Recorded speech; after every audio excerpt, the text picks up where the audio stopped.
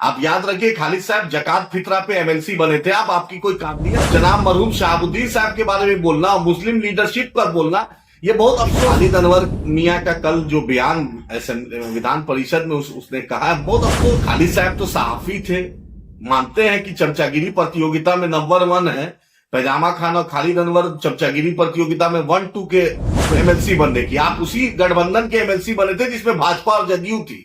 तो मुसलमानों की बात करना और मुसलमान लीडर जनाब तस्लीमुद्दीन साहब के बारे में आपका इतना ओछा बयान, इससे पता चलता है कि आपकी परवरिश, आप जैसे दरबारी थे हो, मरहूम शहाबुद्दीन साहब के बारे में बोलते हो। अरे शर्म करो खालिद मियां, शर्म करो। चमचागिरी में इतने आप मत डुबा जाओ अपने आप को कि समाज में बैठ नहीं। BA, BCom, BSc, MA, MCom करें विश्व की सबसे बड़ी यूनिवर्सिटी इग्नू से। सॉल्व असाइनमेंट्स और गाइड बुक्स प्राप्त करें। संपर्क करें Mahakal computers, DAV PG college के पास, पंच मंदिरा मोड़ से दाहिने, सिवान। सरदर्द, मिर्गी, नशा, भूलने की बीमारी, अत्यधिक गुस्सा आना, घबराहट एवं नस की समस्याओं से अगर आप भी हैं परेशान तो मिलिए शहर के मशहूर साइकाट्रिस्ट डॉक्टर पंकज कुमार गुप्ता से। हमारा पता है डॉक्टर रामाजी चौधरी से 100 कदम पूरब, doctors colony Bahadiya road, Siwan. संपर्क नंबर 85 399 43 151।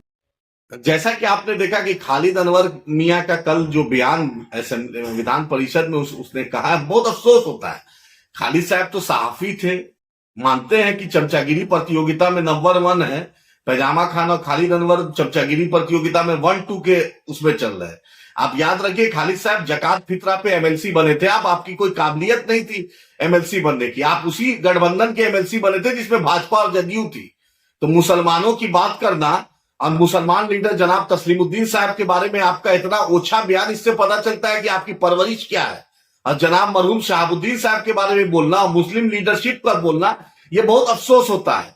तस्लीमुद्दीन साहब, सीमांचल गांधी तस्लीमुद्दीन साहब जितना काम किया और जितना राजनीतिक तजुर्बा है और जितना एमएलए एमएलसी बनाया, उतना आपके नीतीश जी को भी नहीं है।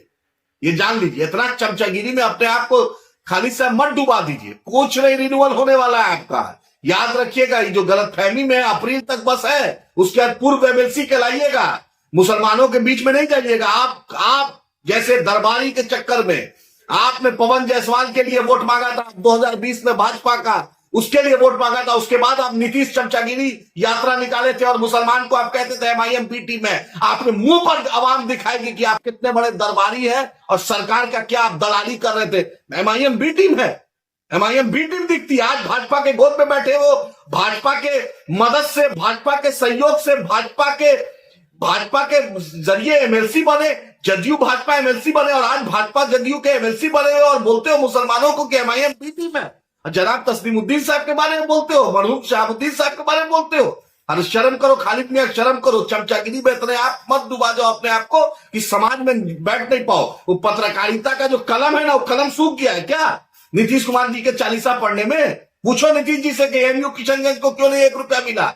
पूछो नीतीश जी से कि उर्दू टीटी की बहाली क्यों नहीं हुई। पूछो नीतीश जी से कि उर्दू अनुवादक की बहाली क्यों नहीं हुई। पूछो नीतीश जी से कि हज कमेटी में बहाली क्यों नहीं हुई। पूछो नीतीश जी से कि उर्दू एकेडमी में क्यों नहीं बहाली हुई। पूछो नीतीश जी से शमसुल हुदा मदरसा में क्यों नहीं हुई। पूछो नीतीश जी से कि उर्दू मुशावरती बोर्ड में क्यों नहीं हुआ।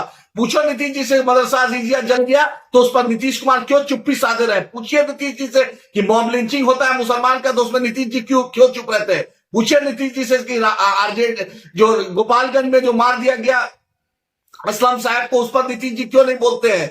आसिफ जमाल को मार दिया गया सिवान में, कुछ नहीं बोलते। खलील रिजवी जदयू का लीडर था, उसको मार दिया, उसकी बेवा को ये विजय चौधरी पूर्व मंत्री पूछने नहीं जाता है। पूछो नीतीश जी से, पूछो नीतीश जी से कि पूर्णिया एयरपोर्ट कब बनेगा। पूछो नीतीश जी से कि पूर्णिया को उपराजधानी का दर्जा कब मिलेगा। पूछो नीतीश जी से सीमांचल की बाढ़ की तबाही कब दूर होगी। पूछो नीतीश जी से सीमांचल की पलायन कब दूर होगी।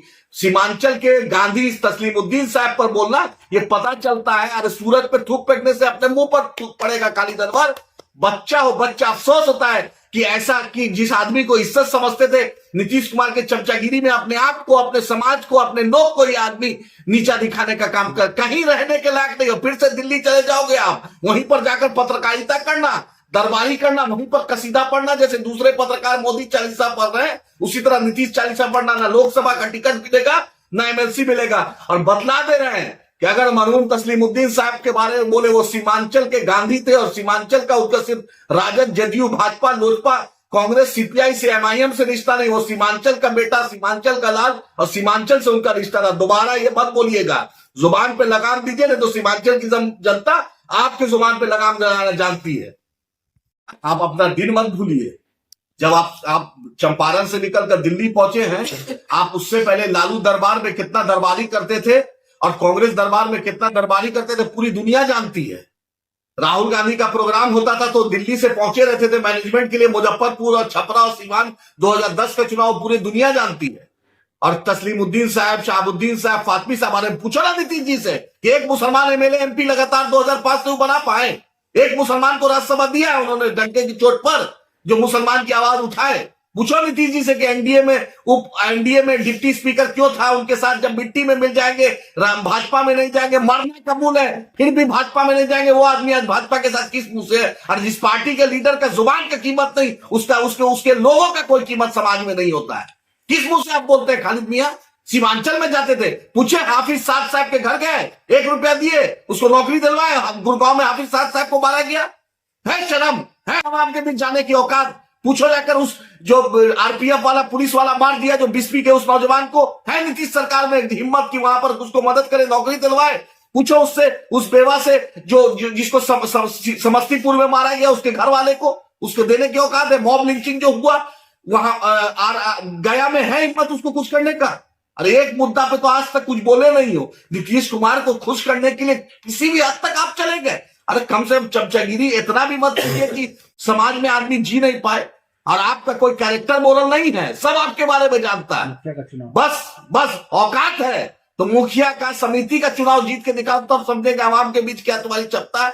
और नीतीश कुमार जी के बैसाखी पे, लालू जी के बैसाखी पे, एमआईएम के बैसाखी पे, कांग्रेस के बैसाखी पे तो कोई भी चला जाता है। बतलाओ ना मुसलमानों के लिए आपने क्या किया? 6 साल कार्यकाल हो गया। अरे वली रहमानी साहब का सदका है, मुसलमानों का वो दिन बचाओ देश बचाओ तहरीक का सदका है जो एमएलसी बन गए। तुम्हारे में कोई काबिलियत नहीं था एमएलसी बनने की, कोई सलाहियत नहीं है, सिर्फ चमचागिरी कर सकते हो अखबार में। वो अखबार में भी सरकार से सिर्फ विज्ञापन ले सकते हो, उसमें भी क्षमता तुम्हारी नहीं है कि अपनी, तुम्हारे अखबार की भी सलाहियत नहीं है कि पूरे हिंदुस्तान में चले जाए। वो नीतीश जी को दिखाने के लिए और ज्ञापन देने के लिए ठीक है, विज्ञापन पैसा कमाने के लिए, लेकिन मुसलमानों की आवाज मुंह से नहीं निकलती है। हिम्मत चैलेंज करते हैं कि बतलाए नीतीश कुमार की सरकार में माइनॉरिटी का बजट कितना है, बतलाए कि हज कमेटी, आज वक्फ बोर्ड को कॉन्स्टिट्यूशनल स्टेटस नहीं मिला, राज्य मंत्री का दर्जा इरशादुल्लाह मियां चमचागिरी करता है नीतीश कुमार का, लेकिन हिम्मत नहीं है कि राज्य मंत्री का दर्जा मिले। वही किशोर कुणाल जो है न्यास बोर्ड के अध्यक्ष, उनको राज्य मंत्री का दर्जा मिला हुआ है। शर्म है जो मुसलमान लीडरशिप पे बोलने की? अरे हम लोग डंके की चोट पे मुसलमान की बात करते हैं, डरते हैं तो अपने अल्लाह से डरते हैं, झुकते हैं तो अल्लाह के आगे। आप लोग इतना नहीं नीतीश कुमार के सामने चालीसा पढ़ते हैं, दरबारी करते हैं। अभी भी शर्म करो, माफी मांगो, बिहार के लोगों से, मुसलमानों से माफी मांगो कि चमचागिरी बहुत ज्यादा हो गई थी। जिस तरह से सिकटा का तुम्हारा फिरोज मंत्री माफी मांगा था, उसी तरह आप भी माफी मांगो, तब समाज आपको कबूल करेगा। इतनी भी चमचागिरी मत करो। आपके बारे में पोस्टमार्टम करने लगेंगे तो अच्छे से हम पोस्टमार्टम करना जानते हैं। शुगर, गठिया, सफेद दाग, पुरुषों में कमजोरी, शुक्राणु की कमी, पीसीओडी व निसंतान दंपति स्वस्थ एवं खुशहाल जिंदगी के लिए मशहूर आयुर्वेद एवं यूनानी चिकित्सक डॉक्टर MS हक मेडल एवं अवार्ड से सम्मानित, कई वर्षों से आपके शहर में सेवा दे रहे हैं। आज ही अपना अपॉइंटमेंट बुक करने के लिए नीचे दिए गए नंबर पे कॉल करें।